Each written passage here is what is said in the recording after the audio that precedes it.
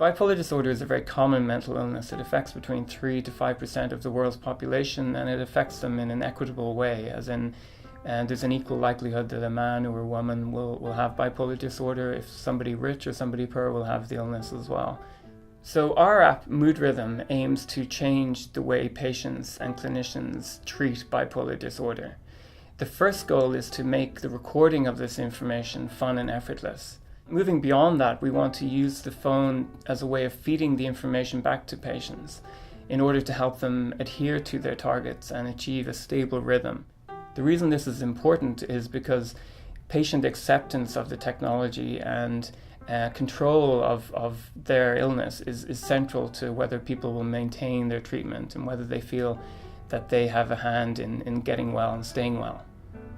So to use Mood Rhythm, you just click on the Mood Rhythm icon on your phone. It'll automatically log into the record screen. From there, you can simply record an activity that you've done if you've met the target by clicking the little checkbox there.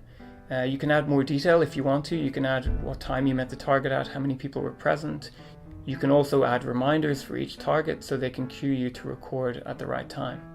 You can add your mood level, how much sleep you got, your energy levels, and you can also add a little note here so that you can say whether you took your medication or whether something else important happened.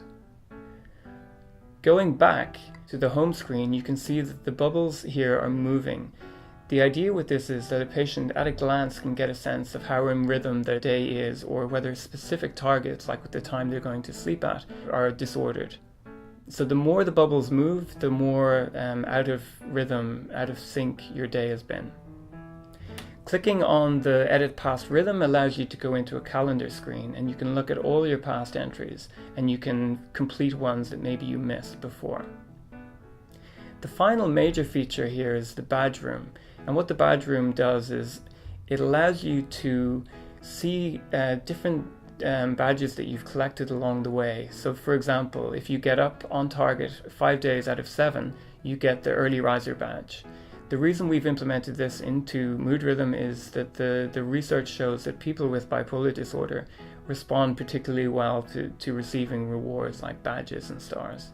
We were overwhelmingly excited to win the mHealth Challenge. The competition was tremendous, and it must have been very difficult for the judging panel to make a decision. Our aim is to develop something that patients will be able to use regardless of the type of smartphone they have. So even if they have an entry-level phone, they'll be able to install our app and use it to help them over a lifetime.